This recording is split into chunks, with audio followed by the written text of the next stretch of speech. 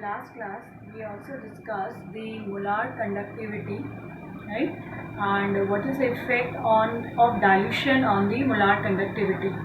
So with dilution we studied that the molar conductivity increases because the volume of the solution increases, as lambda m is directly proportional to volume. Lambda m equals to kappa into V, whereas the specific conductance or the conductivity decreases with increase in dilution because the number of ions that will be present of that of electrolyte in 1 centimeter cube of solution is going to decrease. So what will happen? The specific conductance or conductivity is going to decrease with increase in dilution. Today we are going to discuss about the variation of the molar conductivity of a weak electrolyte and the strong electrolyte. So first of all, let us revise what is a strong electrolyte. The strong electrolyte are those electrolytes which completely dissociates in the solution. That means that the maximum part of the electrolyte will be in the ion state, whereas in the weak electrolyte the degree of dissociation is less. Here the number of the ions is going to be less, comparatively less than the molecular state.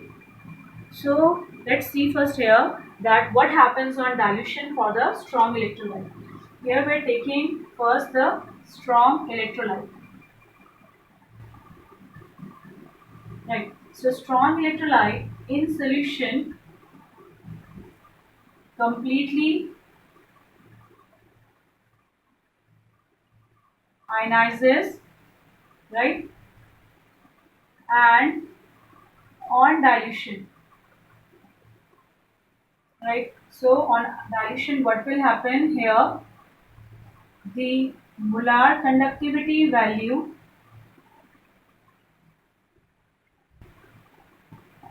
tends to approach a limiting value which is called limiting molar conductivity, denoted by lambda naught m or simply lambda naught. So what is lambda naught? It is the molar conductivity, right, which has got its, we can say, a limiting value, and this value is obtained, we can say it is obtained when concentration tends to approach 0, right. So when the concentration tends to approach 0, that is also known as infinite dilution.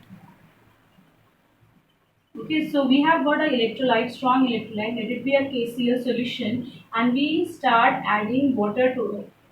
So point will reach when we have done maximum dilution. So what happens then? The concentration tends to become 0. At that time, the molar conductivity value will be known as the limiting molar conductivity, right? So what is infinite dilution? When concentration tends to become 0, or in other words, we can say that lambda naught m, that is the molar conductivity at infinite dilution, or it is known as limiting molar conductivity, is the molar conductivity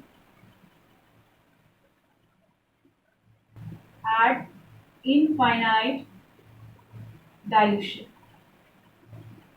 right. So if we just plot a graph, okay, before plotting a graph, just we write here the Davy-Huckel-Onsager equation on which basis we are plotting a graph. Here lambda m, that is molar conductivity at any concentration, is equal to lambda naught m, that is molar conductivity at infinite dilution, minus a is a constant here and under root c, that is the concentration. We have to keep this in mind that Davy-Huckel-Onsager equation, it is applicable only when the concentration of the solution is 4 to 10%, right? dilute solution. It will not be applicable to the concentrated solution. The concentration should be less. So at that time, lambda m equals to lambda naught, that is molar conductor in finite dilution, minus A under root C. A is a constant here and C is the concentration. So what is lambda m? It is molar conductivity at any concentration. This one is limiting molar conductivity. A is a constant here and C is here concentration of electrolytic solution. Right? Now on this basis a graph is being plotted. First I will plot the graph for the strong electrolyte. This is the graph for the strong electrolyte. So on the x-axis we have got the concentration term. Either you can write down C under root C or you can write down C raised to power half. Both are correct, so it's under root C. And on the y-axis we have got the molar conductivity.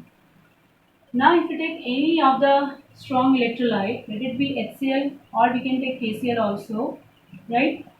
So it has been observed that when we are decreasing the dilution, decreasing the concentration, so we will be moving toward the origin, right? That is, we are moving toward the y-axis here. So at that time when concentration is this point, that time the molar conductivity shown, so this is the concentration here, then the molar conductivity shown will be this one, this point. Now when the concentration is decreased, so how we can decrease the concentration? By adding the water, right? Now the concentration value has fallen down, has decreased. So what will happen? You can see that the molar conductivity is gradually increasing.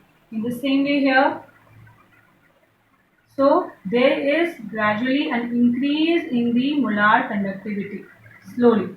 Now when we are just meeting these points, it is obtained for experiment. This is for a strong electrolyte. We have taken it to be HCl.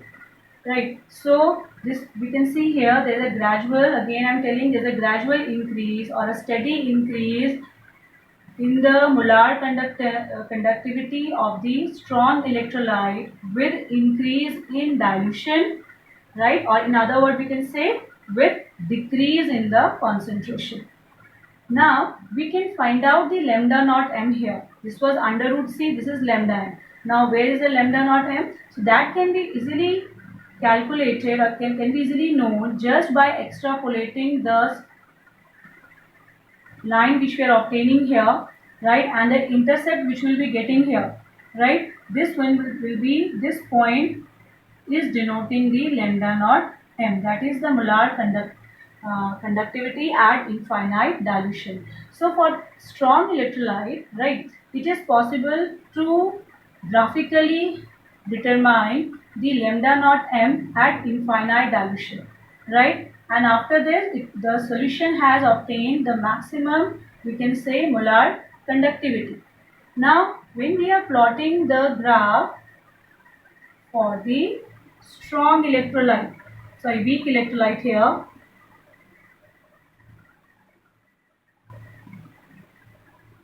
yes, same, it is under root C here. This is lambda naught, lambda m, molar conductivity.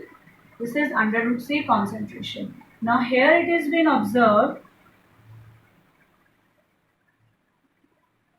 this is there. This can be for any of the weak electrolyte. Here I have taken the acetic acid. You can see here that with the increase in dilution, right, what happens? There is, we can say, a steady, in the initially there will be a steady increase in the molar conductivity value, and at once there will be a sudden jump or sudden increase in the molar conductivity, right. So in case of weak electrolyte, when we are diluting the electrolytic solution, that time what is happening there, the concentration is decreasing and there is increase in the molar conductivity.